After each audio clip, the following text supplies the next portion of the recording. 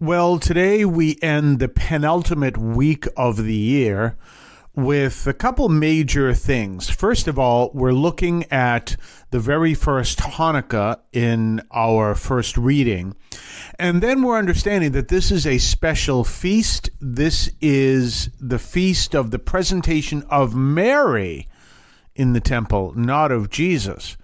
And you might say, well, where is that in the Bible? I haven't seen that. Well, the fact is, it isn't. Well, we told you so. You Catholics invented all this stuff. No, actually, we didn't. You notice how I can have this conversation with these invisible people? Yes, what a fascinating thing. But anyway, this is something you can do on radio. No, actually, according to the Vatican, this feast was originally described in an apocryphal gospel. Those are the gospels you may hear of when you're watching, maybe cable TV late at night and see the gospels that the Catholic Church wouldn't allow in the Bible. Well, that's not necessarily the real case. But there were these other gospels. And they are actually, you can find them in a book, most of them, I guess. Maybe there's a few that you can't, in what is known as the pseudepigrapha. They are called apocryphal, which means they are not part of canon. And you may know that the Protestant Bible will say on it, with the apocrypha. Well, those are the 7 books that are in a Catholic Bible, not in a Protestant Bible, and they call it the apocrypha. Of two of which are the 2 books of Maccabees, where we see this story here. But there's also a story that Mary was presented in the temple. There was a presentation of Mary in the temple representing her total giving of herself to God, as we see indicated by the Vatican for this day. You can find all that stuff. What to do is you go to vaticannews.va. I think you have to put the www in Vatican, then www.vaticannews.va. It used to be, by the way, if you went to the Vatican website and you didn't put the www in, you would not get to the Vatican website. So www.vaticannews.va, and you scroll down to the bottom of that page and you're going to see a link there in part of the menus, the permanent menu items that says saints, and you can look up the day. So, and anyway, this comes back all the way to an apocryphal gospel. But see, you have to understand, it's not like people in the Vatican were sitting around a table one day and said, well, we need another celebration. I know, why don't we just invent the presentation of Mary? Didn't happen that way. All these celebrations actually come from the people. They came from the people. Even the ones that we celebrate today as big solemnities, they came from the people. And this one came from the 6th century with what is, according to the Vatican, with the dedication of the Basilica of St. Mary the New by the Emperor Justinian I in around the temple, what would be the temple in Jerusalem, but of course that was destroyed in 70 AD. So this was a powerful celebration, and it brings back the celebration of Mary giving all herself to Jesus. Now, the reading today is along the same lines, because who are my mother and my brothers? Those who do the will of the Father. So we see that whole aspect all within the context of the final victory that ultimately leads to Hanukah. Now, what's the story of Hanukah? Well, first of all, let's understand the 8 candles that you see on a menorah in Hanukah. And what they represent is 8 days. Now, let's go back to the story. You already know the story we've been looking at all week from Maccabees. What happened is we had the king wanted to start this Esperanto of religions, so that everyone kind of believed the same thing. And we talked about a couple days ago how there was a political candidate coming out and saying these churches have got to realize they have to change some of their teachings. Well, that's what the king said back around, this is maybe about 2,500 years ago. Maybe a little, not quite, but around there. And that's what he says. this is what you're going to do. You're going to change some teaching because we want to have peace in our world, and we're going to create this worldly peace. And it turns into a disaster. It's like the people who create war trying to create utopia. I did an article, I don't know where it is right now, but I did an article on people who, on a man who was a torturer. And they asked him why he tortured people, and he said he tortured in Cambodia. He really believed the teachings of Pol Pot that everything was all about creating a utopia. Well, how are you going to create a utopia torturing people? It doesn't make any sense. And he didn't get that. And then finally, when Pol Pot fell and there was that whole change in Cambodia, came to realize he definitely followed a very stupid and evil and violent idea. This is it. You cannot create, well, the only way you're going to create the perfect world is following the perfect being who is Christ himself. And so you're never going to, humanity cannot create the perfect world. This kind of reminds me of something that happened a long time ago. And talk about, what a crooked SOB this guy was. Many, many years ago, back when I was in, I was in junior high school. Let me tell you what my junior high school was like. I'm not talking about the actual school days, which were a living hell. We won't go there. But I was in double sessions. You see, what had happened is one of our junior high schools, that's what they called then, now they're called middle schools. One of our junior high schools burnt down. And so in my junior high school, which was the closest one to it, we had to go for 1 year in the morning, and then the other junior high school, the one that burnt down, they got moved to our building and they would go in the afternoon. So we had a great deal. We had to get to school really early in the morning, but we were off by noontime. I think we went to school from like 6 to 12. What a deal. And the second year, that's when I was in my last year of junior high school, it was the opposite. We went from 12 to 6. So we had the mornings off. But the 6 to 12, what a deal that was. That was great. Well, there is a thing that rolls around the cities, and it's, pretty common. It's the the camping and RV show. And it was something like that. I don't know if it was called the RV show at the time, because I don't know if they had RVs at the time. Maybe they must have in the 70s. But anyway, it was this big show. And we'd all go see it. And it was Rex Trailer told people to come, and all wonderful thing. Well, this was held in Boston at the John B. Hines Auditorium, which is part of the Prudential Center in Boston, if you know anything about Boston.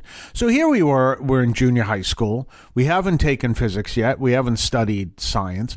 And there's this guy right outside the entranceway. He's in the building, but he's right outside the entranceway to the show. I don't know how he got a license, probably didn't, to be doing this. And what he did was he showed us, and turns out it was all crooked, he showed us, young fools, that he had a pin, like a bowling pin. It was actually like the game Skittles, but it was one pin.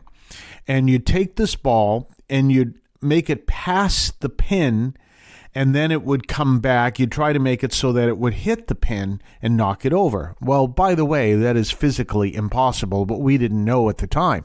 And here is this crooked guy ripping off these kids. And he says, try this. And he'd do it and it would work. And he'd do it and it would work. Well, the reason why is he had to have used a magnet. And every time we tried it, it wouldn't work. Oh, no, try it again.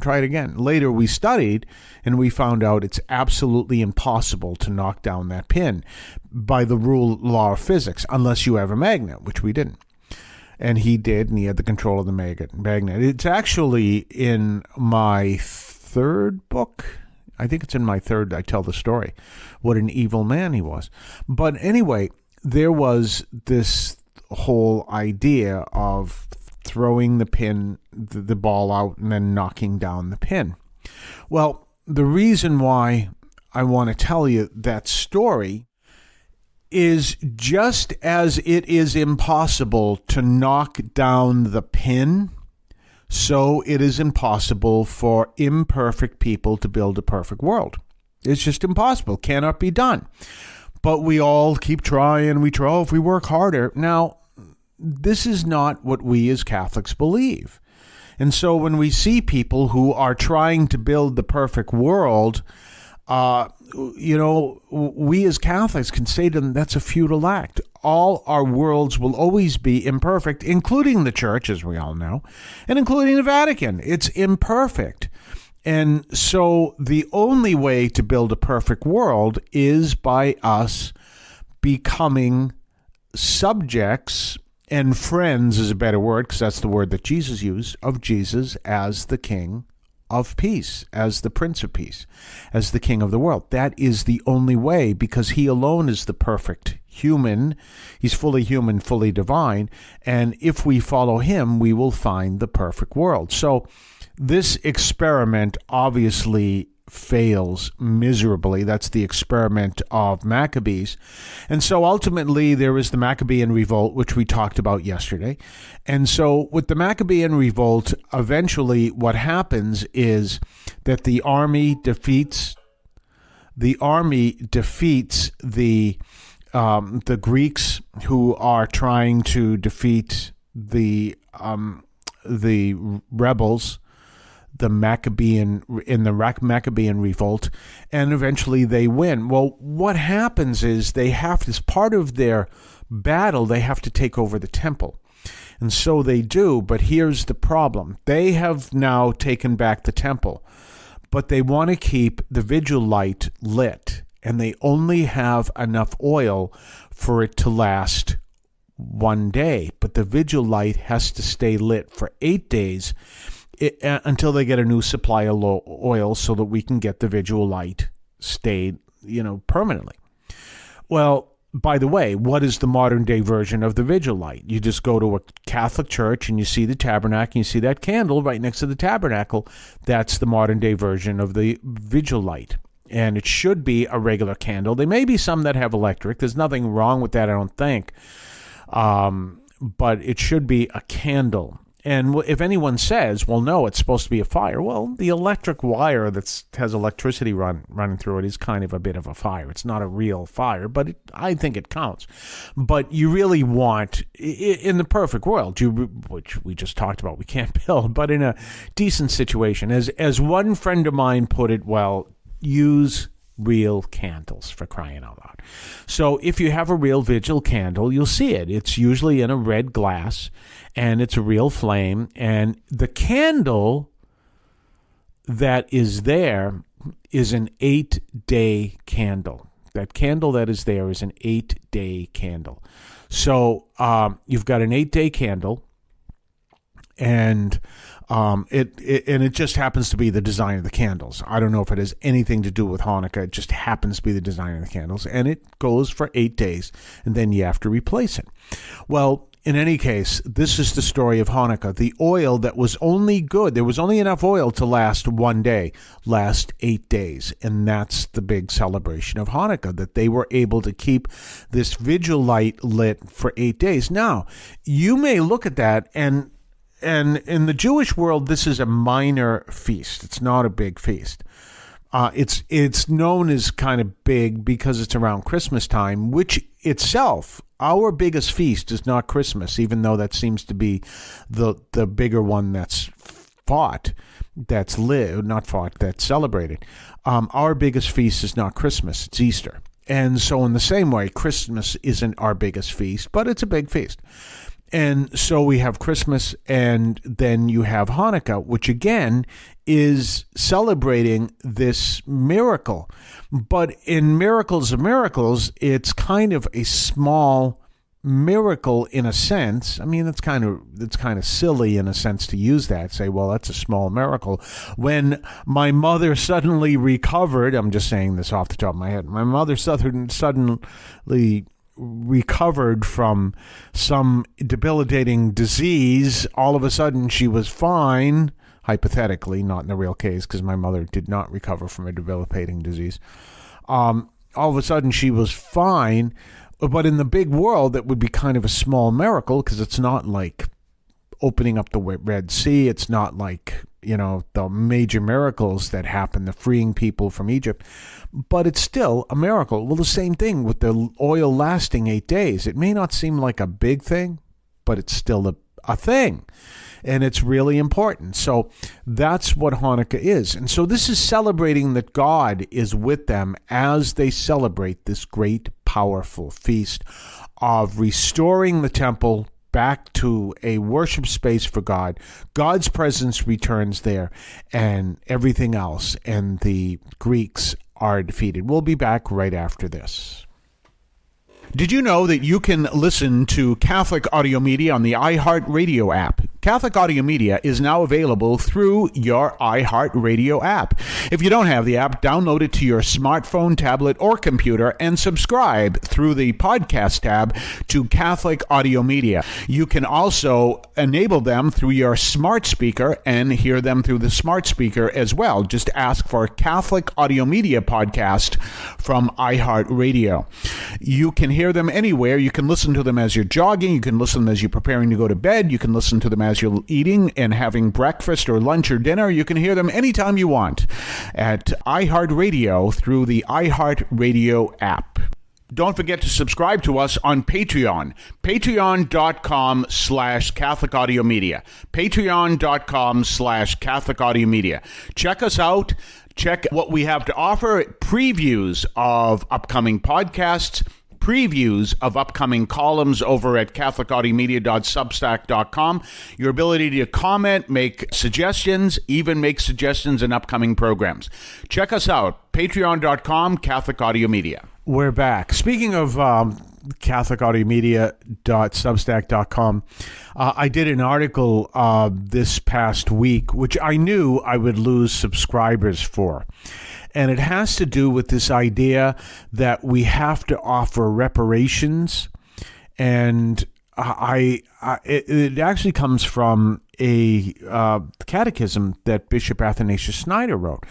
And I'm not a fan of the catechism by any stretch of the imagination. And by the way, some other major figures in the church didn't particularly like it. It's not so much that they disagreed with it, but said we have a catechism. We have the official one of the church, the Catechism of the Catholic Church. Well, the thing I didn't like it is, and this literally, as I described, was a coffee spit moment. It's when Bishop Athanasius Schneider writes that a child, like an infant who suffers from a disease and dies, that's an evil that can be turned to good, and God can use that as reparation for offense against him. And I'm like, what? Wait a minute. Why does God need that? And it just makes God, in my opinion, sound like a Mayan God, that you have to, sacrifice people to God. So I absolutely disagreed with that. And I wrote that. I wrote up that as part of an article that I disagreed with this, and this is not the kind of God that we believe in, and the whole bit. And I knew I would lose subscribers. So far, I've lost 2. I hope to not lose any more. I mean, it would be nice if people said, I disagree with you, and some people do that, or this isn't right, or whatever. But I'm sorry, I did have to say it. That was my first 10th, 100th impression of reading that paragraph. Going, what did that say? And I lost subscribers because of that. And I guess that's just the way it is. But if you want to find it, you'll find it over at catholicaudiomedia.substack.com.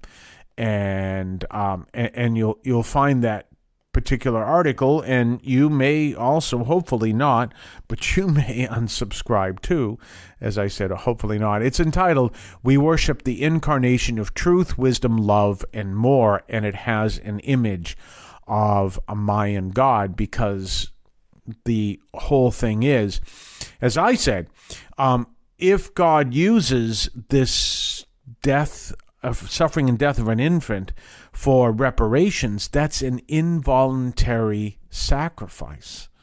That's not what we believe in. We actually do believe in joining our sufferings to with Jesus on the cross, but that's voluntary. We choose to do that. And so that's why I strongly disagreed with it. So you will find that, and you will find that that was so controversial at this recording, I lost 2 subscribers. Hopefully I don't lose more, but it would be better instead of just saying, I'm not going to subscribe to this anymore. Just say, we disagree with this, and this is why, and how can you write something like that? I mean, I've gotten those too. I've gotten those. Although, be careful. Just send a disagreement. Don't send hate mail. I always tell you, hate mail is the greatest gift you can give to the person that you hate, because now the person can use your angry words against you. So you never want to do that. But just, if you want to write if you disagree with the article and want to write a disagreement, feel free. But in any case, we are continuing to talk about this powerful story. Here it is. Finally, the Maccabean revolt happens. You have Judas the Maccabean is one of the revolters, one of the rebels, and he's all part of this. He's one of the Judases. There are several Judases in the Bible. Only one is the bad one, and that's Judas Iscariot. But he's one of the rebels that helps to fight and get the temple back. And it also brings back to that whole understanding of how important the temple is to the Jews. Very important, which is why the Temple Mount is important today. So some pretty powerful stuff that are in that whole story of Maccabees, including this particular part where there is this rebellion and Hanukah. And it's always reminding that what Hanukah and all that also brings up is our witness to the reality of Christ.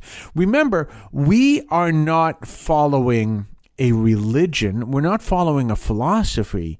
We're actually standing up for what I teach is an anthropology.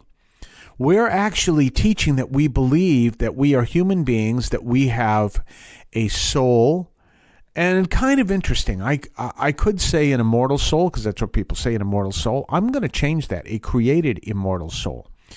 That makes a great difference between us and Hinduism. Hinduism believes that the soul always existed, always will exist, and cannot be destroyed, like energy. It cannot be created nor destroyed.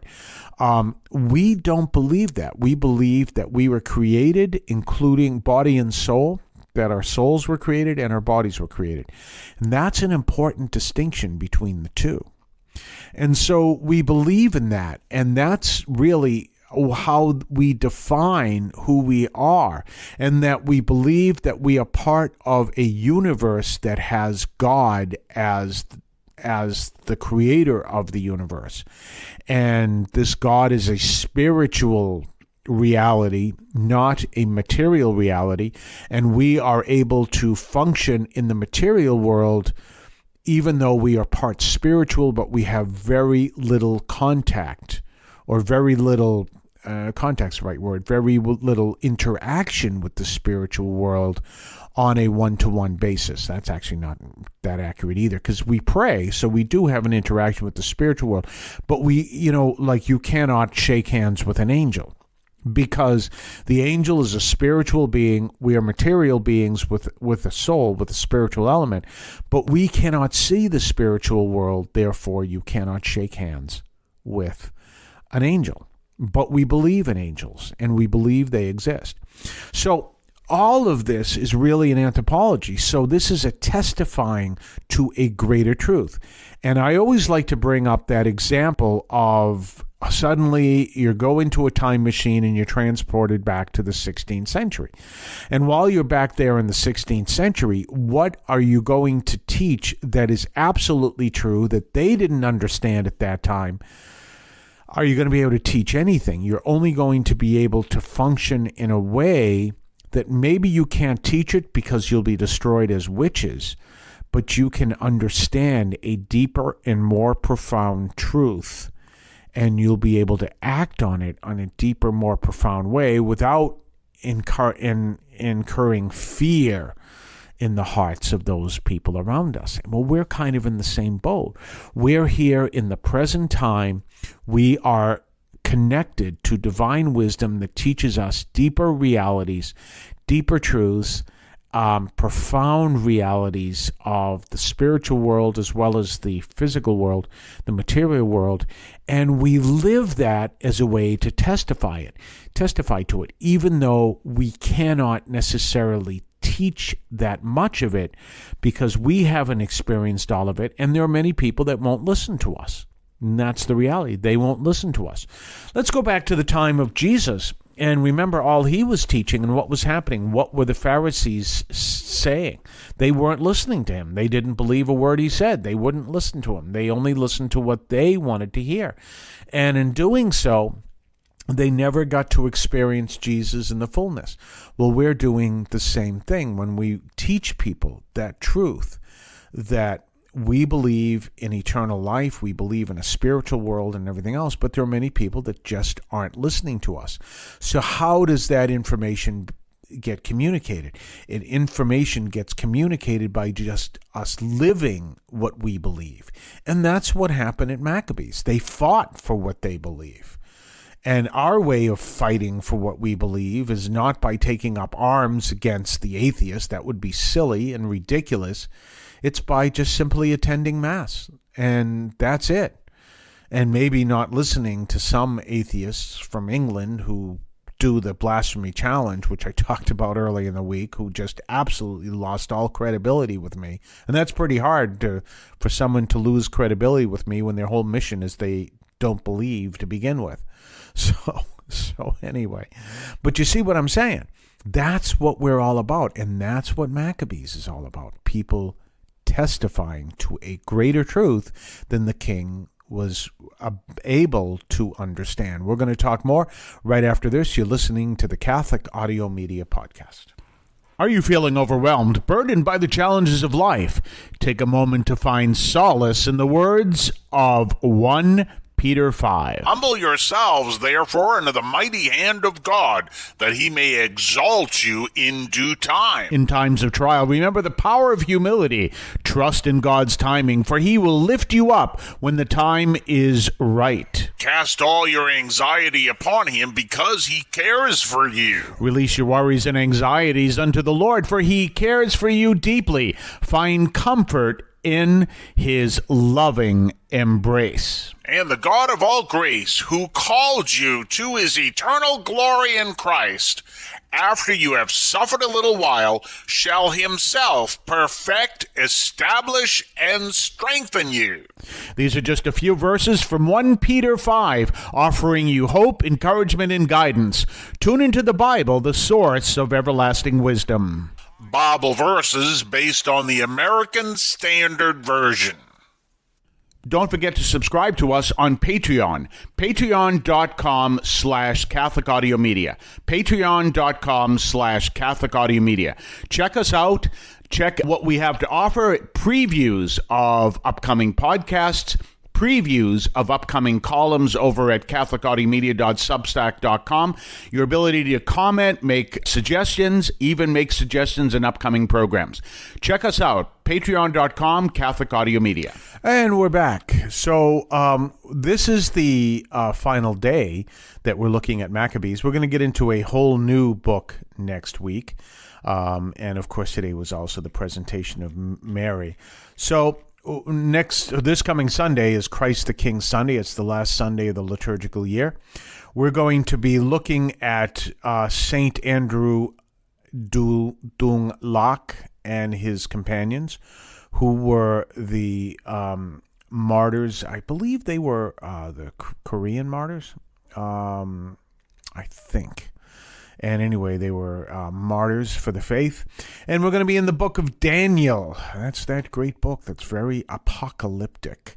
So anyway, we're doing pretty good. Meanwhile, do you know, I might as well thought I'd share this with you because you are my listeners and everything else. Do you know, I'm one of those people that loses energy at certain times during the year, and I'm in the midst of it. November is my worst month. I'm usually pretty good right up until October. The end of October, I start to feel it. And when I'm well into November, which we are right now, it's like hell to make it through the day because I just have this tremendous loss of energy. It exists until December. Roughly about the second day in January, I'm fine again. It's been happening it's got to be close to 40 years anyway, probably 60 years. And so I have this. So this is something that I struggle with all along, just so you know. And but we'll still bring you the shows. We'll make sure you get the shows you want to hear. In the meantime, have yourself a blessed day, and we will see you on Monday. The Catholic teaching in this podcast is reflected and presented as accurately as possible. The opinions expressed are those of the participants and do not necessarily reflect those of the Archdiocese of Boston or any other institution.